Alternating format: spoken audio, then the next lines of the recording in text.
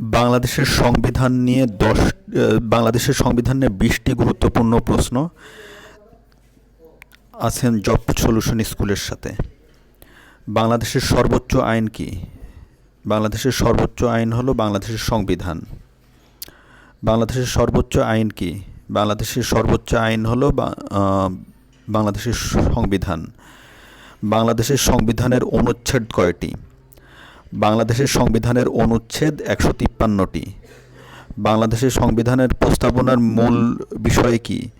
বাংলাদেশের সংবিধানের প্রস্তাবনার মূল বিষয় হলো মুক্তিযুদ্ধের চেতনা। বাংলাদেশের সংবিধান প্রস্তাবনার উপরে কি লেখা রয়েছে? বাংলাদেশের সংবিধান প্রস্তাবনার উপরে লেখা রয়েছে বিসমিল্লাহির রহমানির রহিম। বাংলাদেশের সংবিধান প্রস্তাবনার উপরে কি লেখা রয়েছে? বাংলাদেশের সংবিধান প্রস্তাবনার উপরে লেখা রয়েছে বিসমিল্লাহির রহমানির রহিম। বাংলাদেশের সংবিধানের মূলনীতি কয়টি? বাংলাদেশের সংবিধানের মূলনীতি 4টি। বাংলাদেশের সংবিধানের মূলনীতি কয়টি? বাংলাদেশের সংবিধানের মূলনীতি 4টি। বাংলাদেশের সরকার পদ্ধতি কোনটি? বাংলাদেশের সরকার পদ্ধতি হচ্ছে সংসদীয় এককেন্দ্রিক।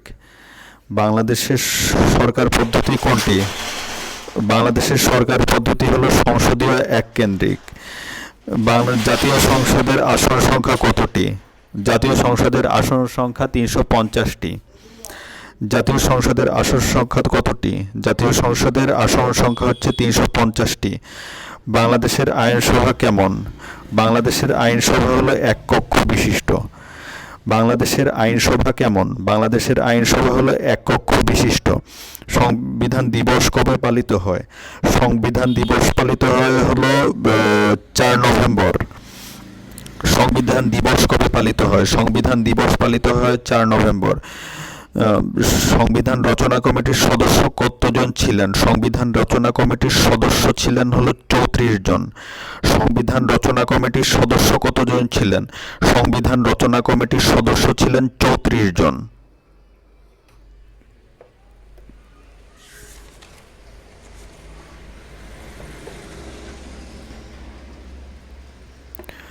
সংবিধান রচনা কমিটির প্রধান কে ছিলেন?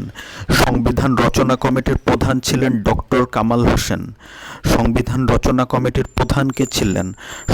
বাংলাদেশের সংবিধান রচনা কমিটির প্রধান ছিলেন ডক্টর কামাল হোসেন। সংবিধান অনুযায়ী নির্বাচনে প্রার্থী হওয়ার সর্বনিম্ন বয়স কত? সংবিধান অনুযায়ী নির্বাচনে প্রার্থী হওয়ার সর্বনিম্ন বয়স 25 বছর।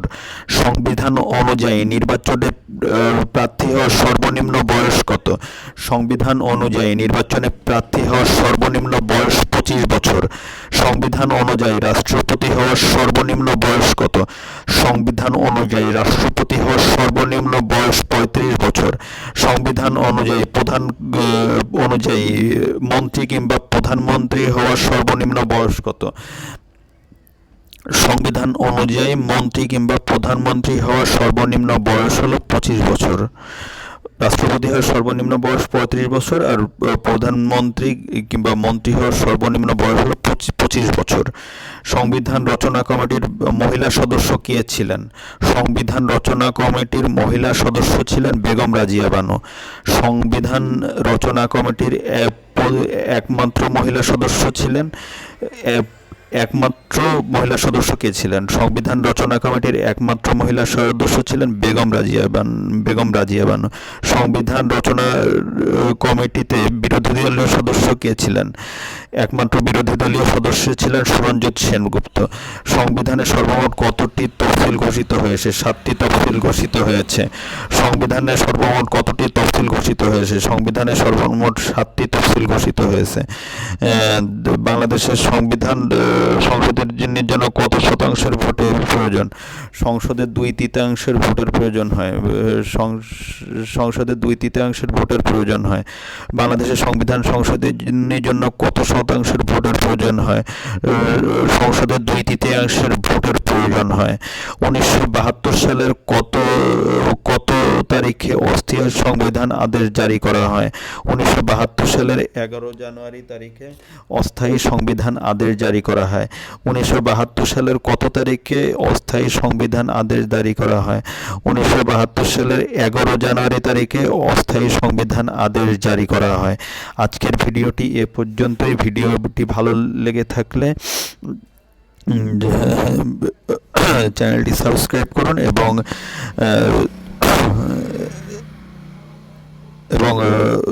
কোনো ভুল হলে ভিডিওটিতে আপনারা কমেন্ট করুন, কমেন্টের মাধ্যমে জানিয়ে দিন।